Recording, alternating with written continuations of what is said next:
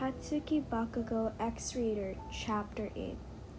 Lion was pacing, mumbling to herself about how Bakugou was going to either kill Midoriya or himself. Either way, she was most likely going to have to step in. That was when, unbeknownst to her, Uraraka had found the nuke and was listening to her mumble.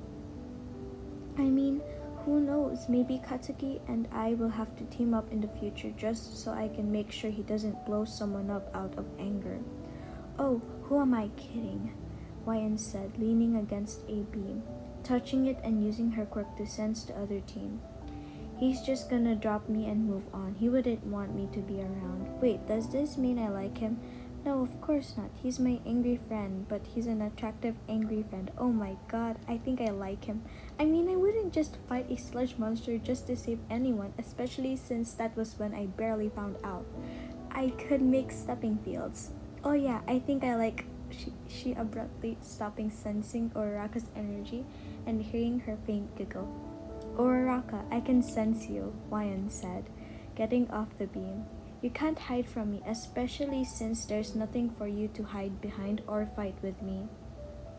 Or fight me with. Uraraka then came out, seeing Wyan had moved everything she could touch out of reach. And you can't give energy zero gravity, so you've made a mistake coming here alone.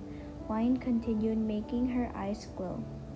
As Uraraka informed Midoriya that she was found and was probably going to have to fight Wyan, she told him where they were. Then the building began to shake. What was that? Wyan asked Uraraka, breaking her villain character and making her eyes go back to her normal shade. I don't know, Uraraka responded, shaking her head as she regained her balance. Katsuki, Wyan said, pressing the earpiece and making her eyes glow just slightly. What was that? Don't you dare tell me that was you. If you do one more, I will come down there and stop you myself. Do you understand? Then Uraraka came running towards the nuke, causing Wyan to immediately create a force field bubble around her. I used this to make sure Katsuki doesn't blow up on Izuku, Wyan said, putting both glowing hands up to use her quirk. Sir, not going anywhere. Bakugou used that stored up power again and your team will lose, All Might announced over the speakers. Wyan sighed with sly relief, knowing that Bakugou would do anything to win, as All Might explained to him and read him the reasoning. Wyan went back and focused on the bubble, kicking in her adrenaline since there wasn't much natural light in a closed space.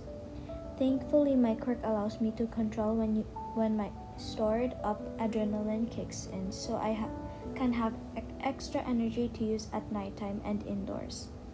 So I'll be fine for maybe an extra 5 minutes. I've been running on my normal adrenaline since I started using my force field bubbles.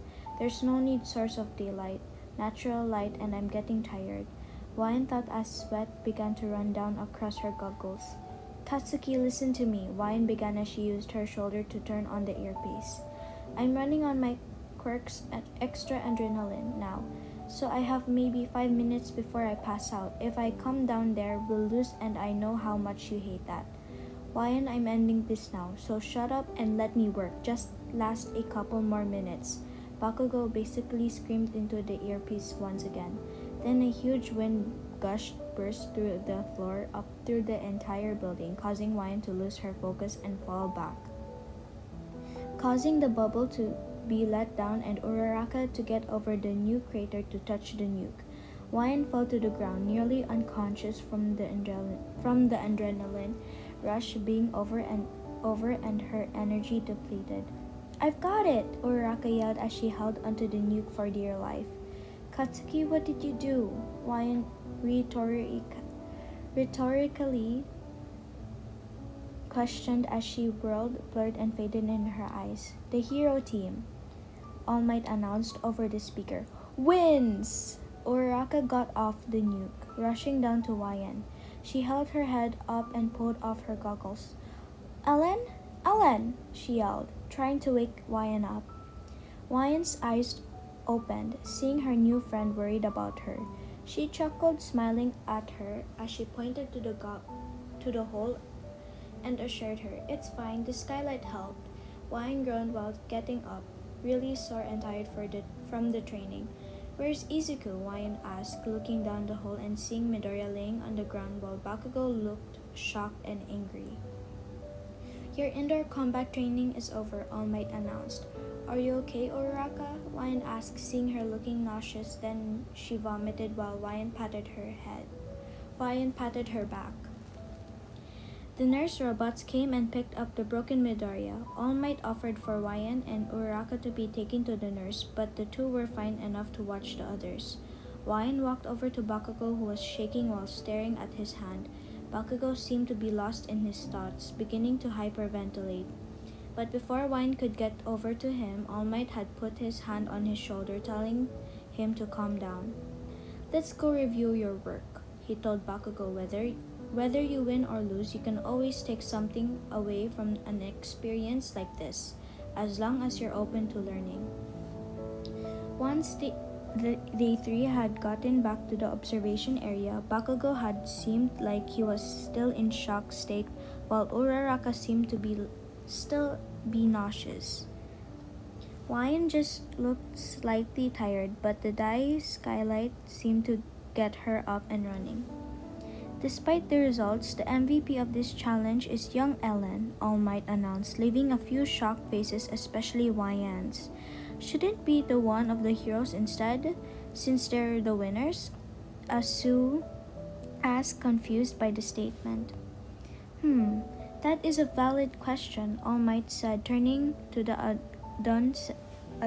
abundance of students who has a valid guess. "Sir," Yayorozu said as she raised her hand, "I can tell you why." She then put her hand down and explained it. Ellen was the most focused and embraced the challenge, while her partner had gone out of his own, leaving her to guard on her own, which was actually a better move given the versatility of her quirk. He had acted reckless, destroying the building they should be protecting. His judgment was clouded by a personal grudge against Midoriya. Midoriya had done something similar as he destroyed part of the area, rendering his body helpless, not smart. Uraraka had broken the rule as she had giggled while Ellen was what looked like mumbling to herself while working. She had too much to rely on given the hypothetical stakes. Ellen was prepared and was that what seemed like she had her eye on the situation, given she was using her quirk to what looked like she was watching through the building. "Dang," Wyan mumbled after hearing the extremely detailed response. As All Might began the next matches, Wyan pulled a silent Bakugou to the side. "Why didn't you listen to me?" Wyan asked in a hushed tone, putting her hands on her hips as she looked like an angry parent. "You could have hurt all of us or killed Izuku." "What was going through your head?" I don't know," Bakugou responded quietly, looking to the ground. "Wait, what?" Wyan further asked, slightly shocked as his quiet response. What happened down there? What did Izuku say that got you so ramped up?"